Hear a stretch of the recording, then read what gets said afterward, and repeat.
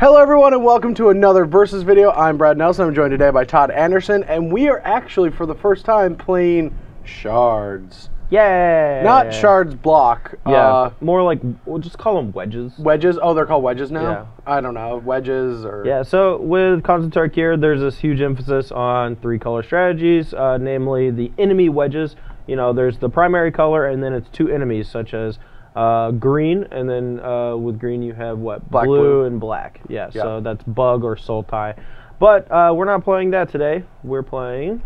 Teamer, and that's Brad's playing Rug Ramp. Yeah, a ramp strategy, mostly because of when this was filmed, a new awesome card just got spoiled. It's so new that I have to look at its name. Sirach Dragonclaw. Sirach Dragonclaw. That card is absolutely insane. When I saw it, I was just like, my mind was blown. And that's the card that I was looking for. Because building these decks without the whole spoiler, I'm not going to lie, is a little infuriating. Yeah. I might have spent like 6 hours building 2 decks last night. Well, yeah, and then when you wake up in the morning, you're like, oh, yeah, oh, it changed by 10 cards. Spoiler alert, the video that I'm doing with BBD, I woke up this morning after I built my deck, and the new card came out, and I have to rebuild it still. I filmed it a little bit, and I still have to rebuild it, which is ridiculous. Oh, no, you have to do work. Yeah, new card. But anyway, let's get into this awesome strategy and start looking at what Khans of Tarkir is going to do to Standard.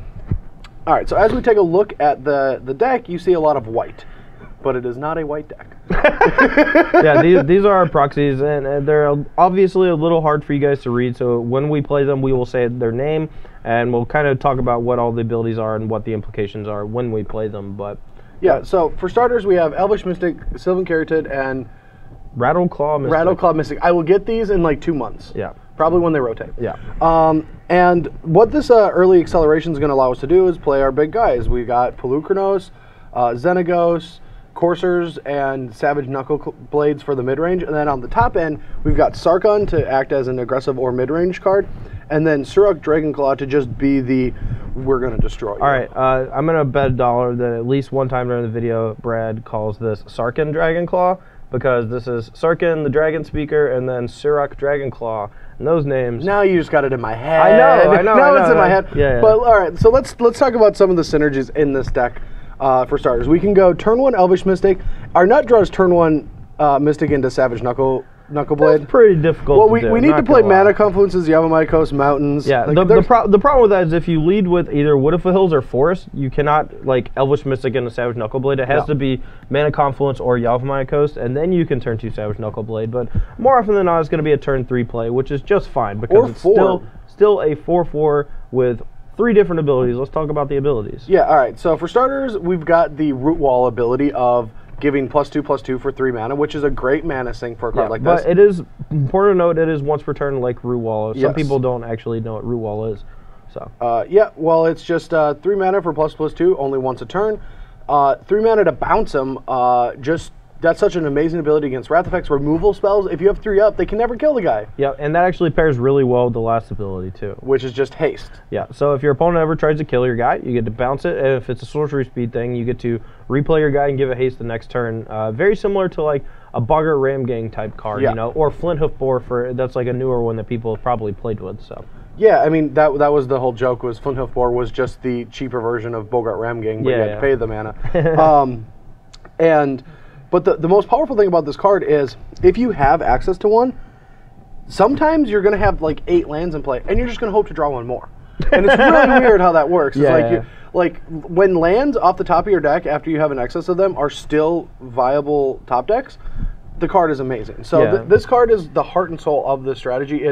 It's not only a great late game spell when you're flooding, but also a great early game spell. Yeah, it's really awesome when they design cards that are fantastic on turns 3, 4, 5, 6, 7, 8, and 9. Yeah. They're just great until you're dead or they're dead. Yeah. All right, so then the other play we can make on turn 2 off of an Elvish Mystic is Courser, or even a Rattleclaw Mystic on Morph. And then when we get a flip them over, we could have access to 6 mana, or that's the turn we put a tap land into play. We have access to 5, which is like the important one for this deck. We don't have any 6-drops because when you play 6-drops in decks, when they kill your mana guys or you don't have them, they're just dead. And I think that this deck could theoretically limp into this without a ramp spell, but probably not. This deck does need a ramp spell, and that's why we're playing 11 of them. Yeah. The only non-creature spell in the deck... Oh, let's just talk real quick about Morph and Sagu Mauler. Yeah, Saga Mauler is not the greatest Magic card of all time, but what it does... It's still pretty good. It's still pretty good, but the thing that I love about playing one of this guy in this deck is it keeps him guessing. Yeah, and also, I know Brad said he isn't playing any 6-drops. Sagu Mauler is technically a 6-drop, but almost every single time you're just going to morph him. Unless you're playing against a deck with removal spells, and you get to play Suruk, so then they can't counter your guy, so then you get to slam him. Yeah. But yeah, oftentimes he's going to be a morph to disguise a Rattleclaw Mystic. So whenever you attack with a morph, if your opponent knows that you have that in your deck, or if that's the morph in play, you can blow them out with a block. Like, because the Courser's going to get in front of a morph if they think it's a Rattleclaw Mystic, but you could just like flip this over and eat a creature. So it's always nice to be able to force the opponent into situations like that. Yeah. And then Suruk Dragonclaw is the heart and soul of this deck. I don't really care. This card is unbelievable. 5 mana, flash, can't be countered, gives your entire team trample, and all your other creatures can't be countered.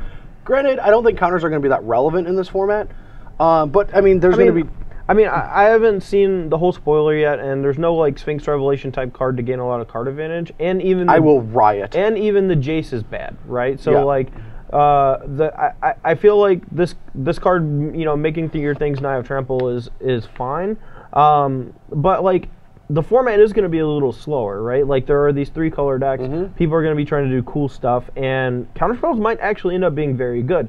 There was a time where people didn't think there was like a really good counterspell deck in Standard a couple months ago, or like a year and a half ago actually, and like, you know, people stopped playing Cavernous Souls and because they didn't respect counterspells, and so like I was able to leverage that and start playing like 4 Syncopates in my Geist of St. Traff deck, and I was just blowing people out left and right, and that's, I think, like, we could see a little bit of that. We don't have Cavernous Souls, but the uncounterable ability on this might end up being very good if people, you know, start to play, you know, dissolves and things like that. It's true. All right, last but not least about the spells is Temur Charm, and what this card is doing is it's complementing our aggression and our tempo-based strategy.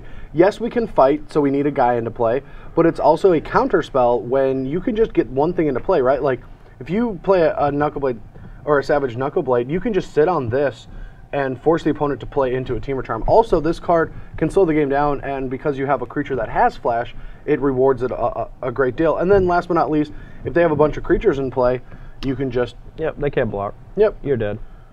But, so yeah, anyway... new lands, real quick. Frontier Bivouac, I think, or Bivouac.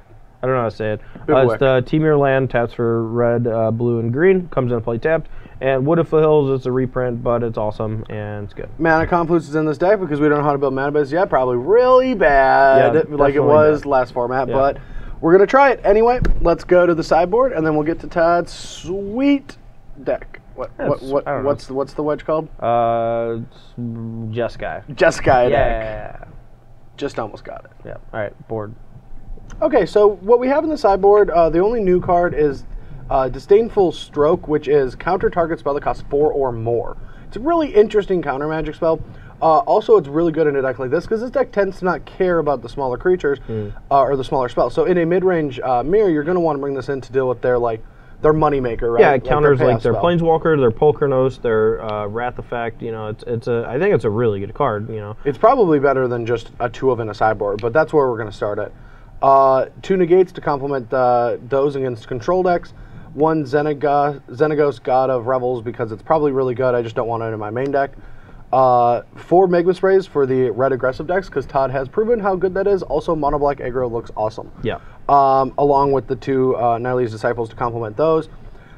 2 Hunt the Hunters for the green mirrors. I think this card is actually going to get really good for green mirrors. Just be able to have a Courser kill Courser, or just make a creature kill another guy and attack for a lot. I mean, I remember when that card first came out, I was trying to put it in every single green deck in the sideboard, and people just kept making fun of me for it. And now I really just want to play 4 in my sideboard. Well, now there's going to be way more green decks. Like there is a part of me that just wants to play like 4 of that in my main deck.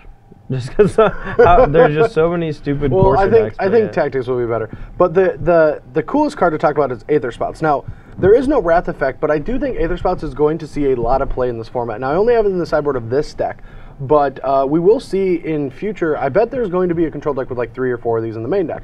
Now, the best thing about Aether Spouts is that it gets disguised with Suruk. And so when you're just holding a 5-mana spell, they think you're just going to play 6/6 flash, so they like get really aggressive, or they're holding a removal spell, or they're playing for this turn. They're like, oh, I'm just going to attack, kill the guy, and you're just like, hey, there's spots all your guys, you're dead. And it's just a great card to complement a 5-mana flash card. So yeah, it's awesome. Like I know in Limited in M15, people were like, well, does he have Jace's Ingenuity or does he have Ether Spouts? He has 5 mana up. Like, do I attack and try to, you know, put enough pressure on him to kill him even though he's going to draw 3 cards, or do I run into this card that literally blows me out? And that's a very similar concept here, which I really like. So. Yeah, but anyway, guys, that is my Teamer deck, and we're going to get to Todd's Jeskai deck, and then we're going to see which shard or which wedge wins forever. Yeah, because this is not Shards of Tarkir. This is it's wedges of Tarkir.